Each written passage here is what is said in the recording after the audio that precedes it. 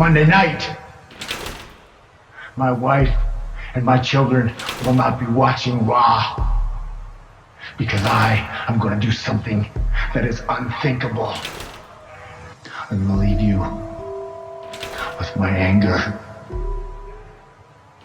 Sleep well. The horrible Chris Benoit tragedy.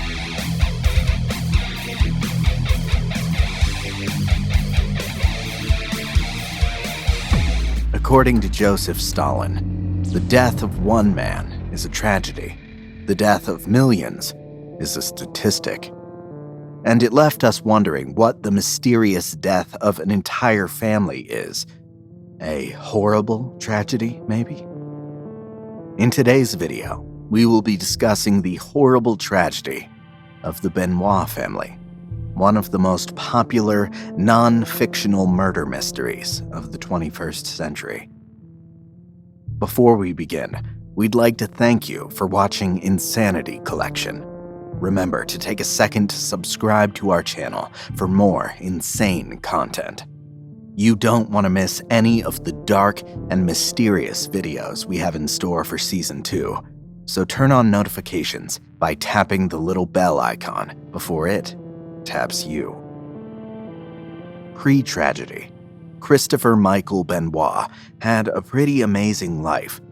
He was born to Michael and Margaret Benoit in Montreal, Quebec, Canada, on the 21st of May, 1967. He was raised in Edmonton, Alberta. At 12, Chris made Tom Dynamic Kid Billington and Bret Hart his role models after they both greatly impressed him with their performances at a local wrestling event he attended.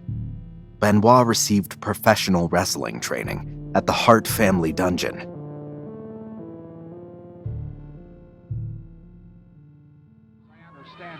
He made his debut into wrestling on November 22nd, 1985, and became a force to be reckoned with. Knocks his man down, gave him the full chest, gets it in return himself. Hey, that Benoit, he can pitch and he can catch, can't he? Throughout his career, he held 22 championships between the WWF and WWE, WCW, NJPW, and ECW. Chris was also a two-time world champion and the second of only 4 men in history to achieve both the WWE and WCW Triple Crown championships. Benoit married twice during the course of his lifetime. He was married to his first wife, Martina Benoit, until 1997. Their union produced 2 children named David and Megan. After his first marriage ended, Benoit moved in with Nancy Sullivan. Nancy was an American professional wrestling valet, occasional professional wrestler, and model. At the time of the affair, Nancy was still married to Kelvin Sullivan, but they soon got a divorce, and shortly after, she got engaged to Chris Benoit. 3 years after they got engaged, on February 25th, 2000, the pair had a son together, and he was named Daniel Christopher Benoit. 9 months after the birth of their son, on November 23rd, 2000, Chris and Nancy finally tied the knot. This was Nancy's 3rd marriage, and for a period of 3 years, it seemed like 3 was her lucky number, until May 2003, when she filed for a divorce from Chris, citing the marriage as irrevocably broken. She also accused Chris of domestic violence, saying that he would get violent and start throwing furniture around. Nancy even went ahead to file a restraining order, and it seemed like it was the end for them. And maybe if it had been, she would still be alive today.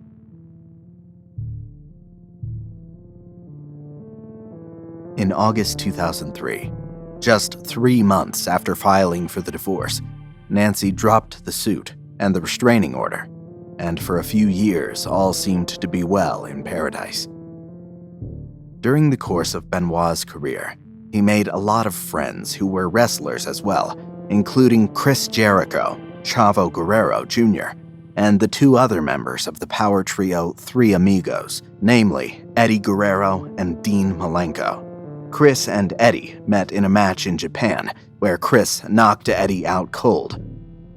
The pair became brothers from different mothers following that event, but unfortunately, in 2005, at the age of 38, Eddie was found dead in his hotel room. He died of acute heart failure, and friends and family of Benoit all confirmed that a part of him died with Eddie.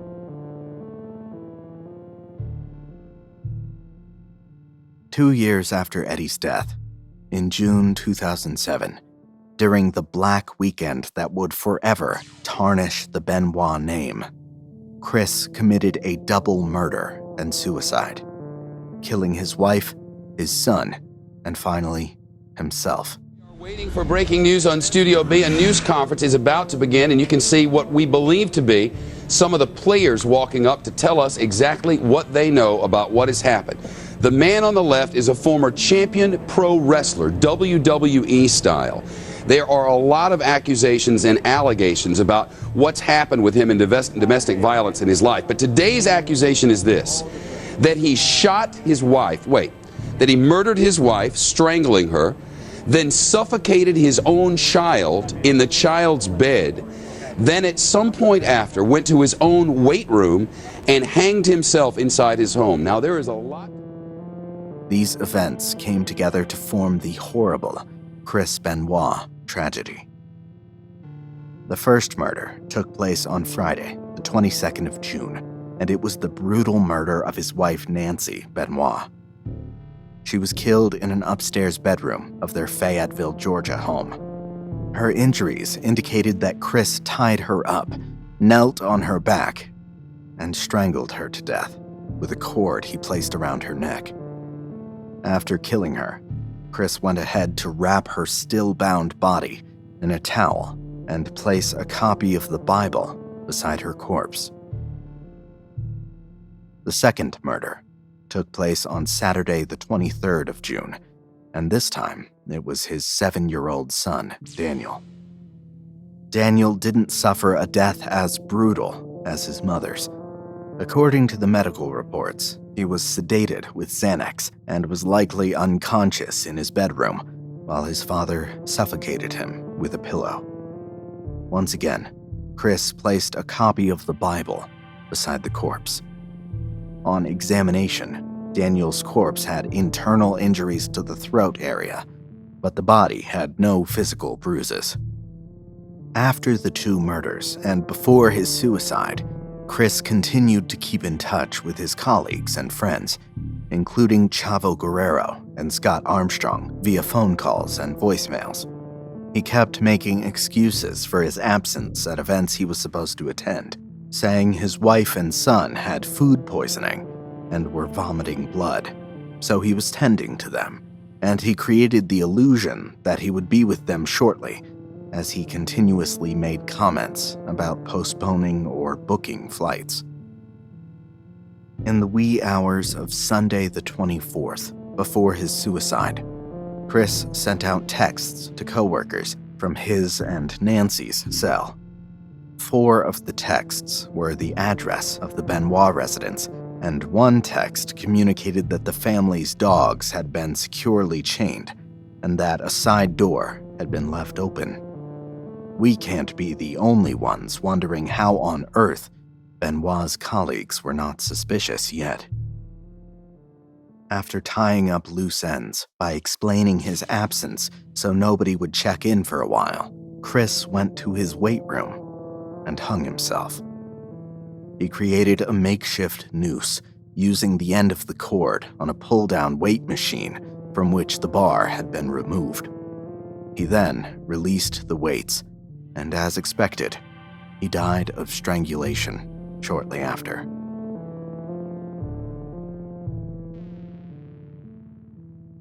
The bodies were discovered on Monday, June 25th, after Chavo Guerrero showed the WWE Vice President of Talent Relations, John Laurinaitis, the texts he had received from the Benoit couple's cell phones.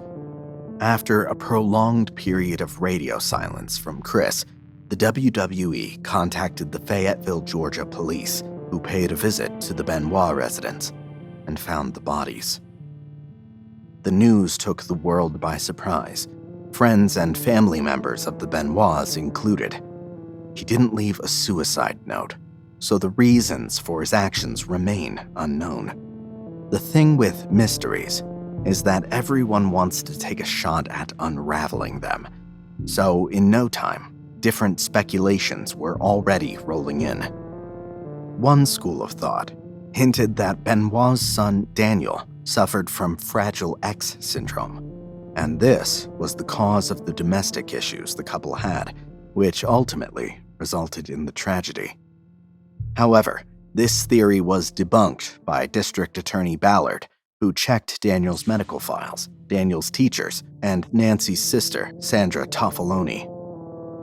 The Atlanta Journal-Constitution reported that Nancy suspected her husband was cheating, and that the couple had conflicts over their life insurance policy. And the AJC believed that these may have been contributing factors leading to the event. The premiere episodes of Season 2 of the documentary The Dark Side of the Ring threw more light on this tragedy by reaching out to Benoit's family and friends and getting them to speak openly for the first time in 13 years. Some of the theories explained in the documentary are alcohol.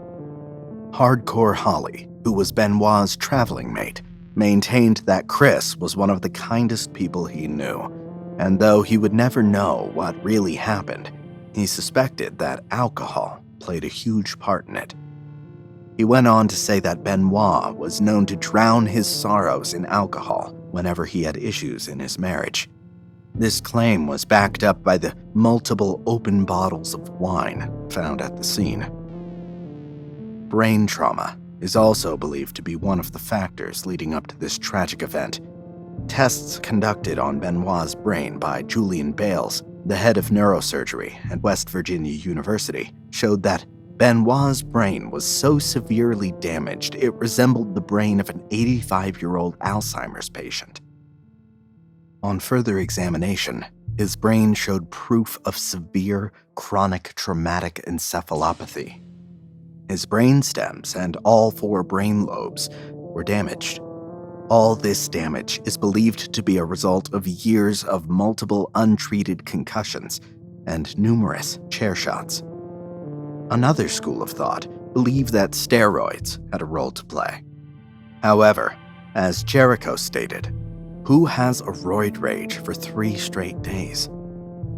Benoit reportedly used steroids for the greater part of his career, but he passed all tests leading to the murders, and according to Jericho, after Eddie's death, the WWE took drug testing seriously, making it impossible for any wrestler to keep using them.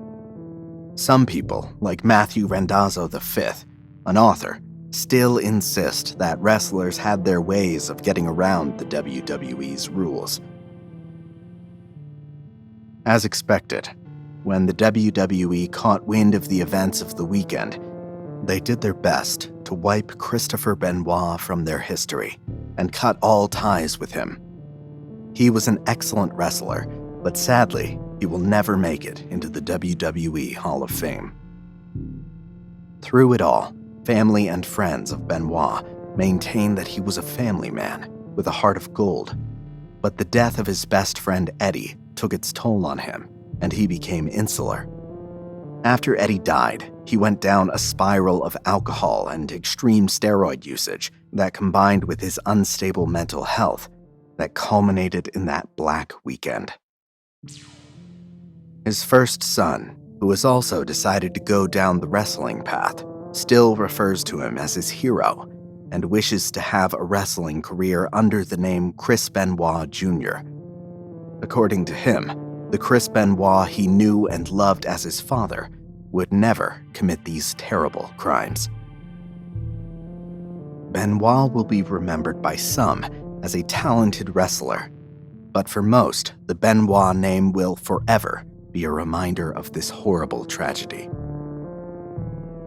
What do you think was responsible for Chris Benoit's actions? Please tell us in the comments section. And don't forget to check out our other videos and playlists. including our incredibly popular Top 5 playlist, now on your screen. Till next time, stay completely insane.